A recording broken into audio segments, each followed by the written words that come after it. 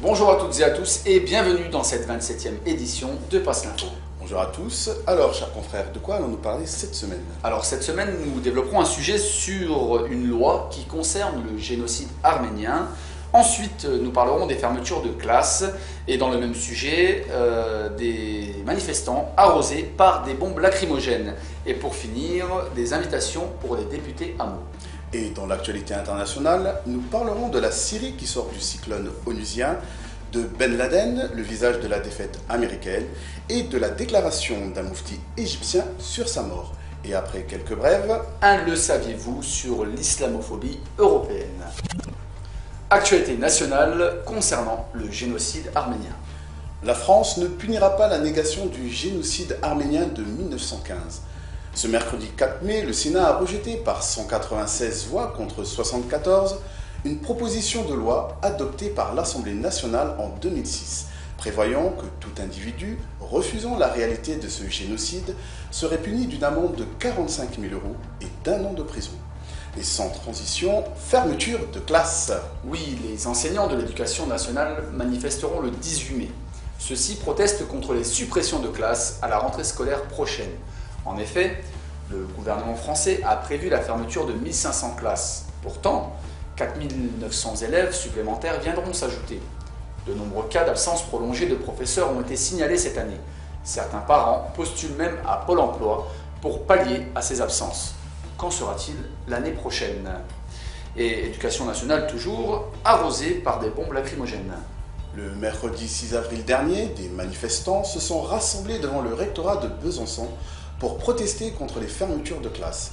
Les policiers n'auraient pas su garder leur calme et ont arrosé les protestataires de lacrymogènes ainsi que des enfants présents.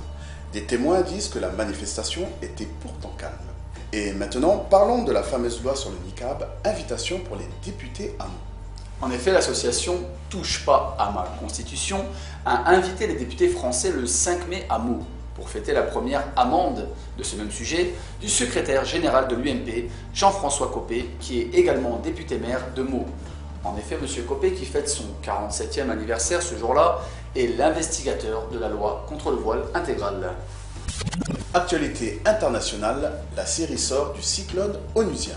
Oui, les États-Unis et l'Union européenne ont souhaité obtenir de l'ONU une condamnation du gouvernement syrien suite aux émeutes qui ont éclaté dans le pays. C'est un échec. La Russie et la Chine, avec leur droit de veto, et le Liban s'y sont opposés. Cette fois, la caution onusienne, premier pas vers l'agression contre la Syrie, ne pourra pas être utilisée. La réalité des événements de Syrie diffère de ce que nous disent les médias. Il y a manipulation et ingérence des services secrets américains et israéliens. Les médias occidentaux omirent de dire que des snipers ont ouvert le feu sur les forces de l'ordre à Deraa. Le complot sioniste évoqué par le président Bachar al-Assad devant le Parlement syrien est dénoncé par une grande partie de la population syrienne. Actualité qui secoue les médias, Ben Laden, le visage de la défaite américaine. Oui, après l'annonce de l'assassinat de Oussama Ben Laden, on a pu observer une hystérie malsaine parmi non seulement une partie de l'opinion publique nord-américaine, mais également dans les médias français. On va s'en tenir à la version provisoirement officielle, donc américaine. C'est grâce à des aveux extorqués par la torture, non seulement à Guantanamo, mais aussi dans les prisons secrètes de la CIA, que la piste de Ben Laden fut retrouvée. D'ailleurs, certains républicains, tout en félicitant Barack Obama, lui rappellent que le mérite revient aussi à George Bush et au vice-président Dick Cheney, qui ont légalisé la pratique de la torture. Ainsi, le représentant républicain de New York, Peter King, estime que c'est le waterboarding, torture de la baignoire, comme le faisait la Gestapo, qui a permis de localiser Ben Laden. Beaucoup de régimes et de gouvernements ont pratiqué la torture, mais aucun jusqu'à présent ne s'en était vanté de manière aussi cynique et aussi perverse. Certains analystes remettent en question les cris de victoire d'Obama et des Occidentaux, montrant que la prise de Ben Laden est une défaite des États-Unis et rappelant qu'il a fallu 10 années pour localiser l'ennemi public numéro 1. Beaucoup de surprises et beaucoup de questions. Alors je ne suis pas de ceux qui se réjouissent que l'on tue un être humain. J'aurais préféré que l'on arrêtât Ben Laden et qu'on puisse le juger et qu'on entende ce qu'il a à dire. Maintenant, je dirais que par rapport aux sociétés majoritairement musulmanes, il y a de grandes questions. Comment cela s'est-il fait? Il y a, sans être conspirationniste, des questions à poser. Bien sûr qu'il y a des questions à poser. Où ils ont une stratégie derrière, et là ça rejoint justement la thèse complotiste en disant que les Américains sont tellement intelligents qu'ils ont toujours quelque chose derrière eux et, en tête, ils manipulent tout le monde pour une espèce d'énorme complot. Ils font exprès de faire disparaître les preuves dans un but que nous ignorons et que nous ne comprenons pas. Ou alors ils sont, et ça c'est ma thèse, profondément bêtes, stupides, abrutis, demeurés depuis des siècles, et non seulement les gouvernements, mais le peuple, car on l'a vu, et cette liesse dont parlait Dominique, cette liesse est absolument abjecte, elle est révoltante, elle a révolté. Moi j'ai vu plein de journalistes, même des journalistes très basiques, qui ont honte de montrer ça. C'est ignoble au sens du vrai terme du mot, c'est-à-dire ce n'est pas noble, on ne peut pas se réjouir, tout un peuple ne peut pas se réjouir de la mort d'un seul homme, qui, quand ce peuple-là a été responsable de la mort de milliers d'autres en Afghanistan et en Irak. Cette semaine, une interview a été faite du président du parti antisioniste sur la mort d'Oussama Ben Laden. Voici un court extrait. Franchement, les États-Unis, c'est des malades mentaux. Et ceux qui le soutiennent, c'est-à-dire ceux qui sont ici et qui le soutiennent, finiront par être dans un asile. Comme la politique de Sarkozy. Oui, que je ne voulais pas nommer. Donc, nous sommes dans un monde de fous. Nous sommes dirigés par des fous. La société est fou. Et plus le mensonge est grand, plus il le gobe. Alors nous, qui voyons les choses à travers une autre vision, on a du mal à pouvoir expliquer une vérité. Parce que le mensonge a pris le dessus. Alors on essaie, par des paraboles, par des signes, montrer à ceux qui veulent être libres. Et quel est le chemin à prendre. Mais tous, c'est-à-dire, mon appel, c'est que les chrétiens et les musulmans doivent s'unir. Et les juifs antisionistes, pour créer une alternative à notre monde. Vous pouvez retrouver la totalité de cette interview sur le site du parti antisioniste. Toujours Ben Laden, déclaration d'un moufti égyptien sur sa mort. Oui, selon l'agence officielle égyptienne MENA, le plus haut dignitaire religieux égyptien, le moufti d'El-Azhar, a déclaré ce mardi que la mort d'Oussama Ben Laden ne serait pas la fin du terrorisme, qui tire son origine dans la politique israélienne et que l'Occident suit cette politique. Et maintenant, quelques brèves, la crainte de M. Locker. L'attaché militaire du Premier ministre israélien, le général Yohanan Locker, a préféré rester en Israël pendant que le ministre s'est rendu en visite officielle au Royaume-Uni. Il craignait d'être arrêté et jugé pour crime de guerre, à cause de son rôle durant la guerre israélienne, plan durci contre la bande de Gaza à l'hiver 2008-2009. Cap vers les États-Unis, panique à l'EPAC. Le 13 avril 2011 a eu lieu dans l'urgence une conférence qui s'est réunie à l'appel de l'American Israel Public Affairs Committee.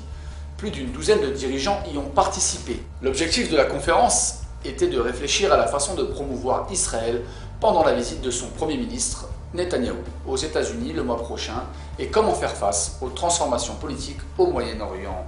Et sans transition maintenant, la résistance afghane libère 541 prisonniers. En Afghanistan, les forces de la résistance afghane ont réussi à s'introduire dans la prison de Kandahar dans la nuit du 24 au 25 avril dernier. Elle a libéré 541 prisonniers détenus politiques, dont 106 commandants moudjahidines qui étaient détenus dans le quartier de haute sécurité de la prison. Laïcité en France, pour le plaisir de Medvedev. Oui, alors que la France refuse le financement des mosquées par des pays étrangers, celle-ci a vendu à la Russie un terrain à Paris pour y construire une grande cathédrale orthodoxe. Le président de la République, M. Nicolas Sarkozy, utiliserait-il la laïcité selon ses intérêts? Et une brève qui montre l'intelligence des membres du gouvernement israélien maintenant, ironie, un oubli fâcheux. À Londres, en mars dernier, le ministre israélien Ehud Barak a oublié des documents top secrets dans un hôtel. Selon les informations de la télévision israélienne, les documents ont été trouvés par un homme d'affaires qui avait pris la chambre d'hôtel après Ehud Barak. L'homme a appelé des responsables des services de sécurité israéliens pour les alerter. Et maintenant, notre fameuse brève insolite, incroyable. Une nonagénaire américaine s'est lancée depuis avoir vu son mari mourir d'un cancer du côlon en agonie dans la vente web de kits de suicide à $60.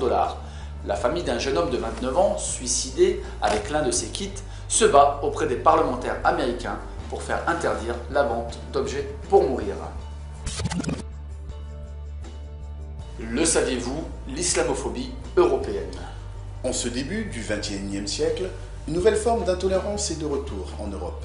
Elle ne revêt plus les traits de la judéophobie, mais celui de l'islamophobie qui tente à se banaliser et se décomplexer.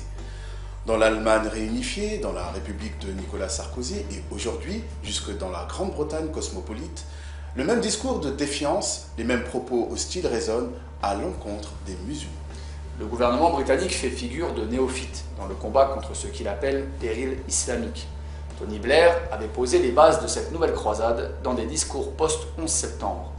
Il avait fait voter une série de lois sécuritaires jetant la suspicion sur l'ensemble des musulmans de son pays. Gordon Brown, quant à lui, avait fait l'apologie du colonialisme et exhorté un retour aux valeurs britanniques. Et David Cameron poursuit, quant à lui, le travail de sape. Le 5 février 2011, dans une conférence internationale consacrée aux questions de sécurité à Munich, l'intéressé a établi une corrélation insidieuse entre musulmans et terrorisme. Selon le Premier ministre britannique, le multiculturalisme britannique serait la cause de ce mal. Que ce soit en Allemagne, en France ou en Grande-Bretagne, le résultat de cette caricature est pourtant à peu près identique. Les populations issues de l'immigration y sont majoritairement prolétarisées. Elles sont davantage touchées par le chômage et regroupées dans des zones d'habitat ethnicisées.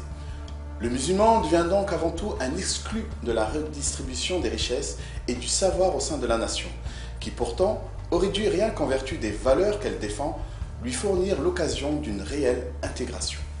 Il existe pourtant une différence entre les trois pays. En Grande-Bretagne et en Allemagne, l'islamophobie reste socialement indicible et taboue. En France, au contraire, elle a acquis depuis 20 ans ses lettres de respectabilité, grâce surtout à cette frange de politiciens et d'intellectuels qui soufflent sur ses braises. C'est le cas du président Nicolas Sarkozy, pour qui il ne devrait y avoir l'islam en France, mais plutôt l'islam de France.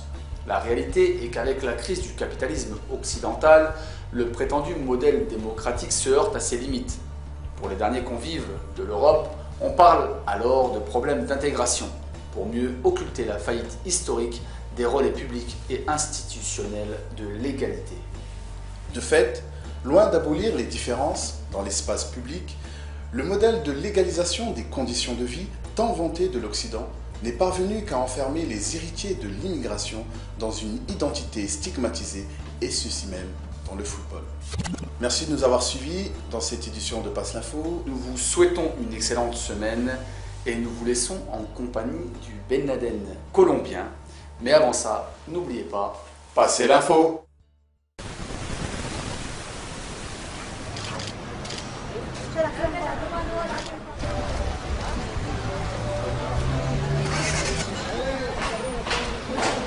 Duré 5 años como el ninja, como el Rambo, como el renegado.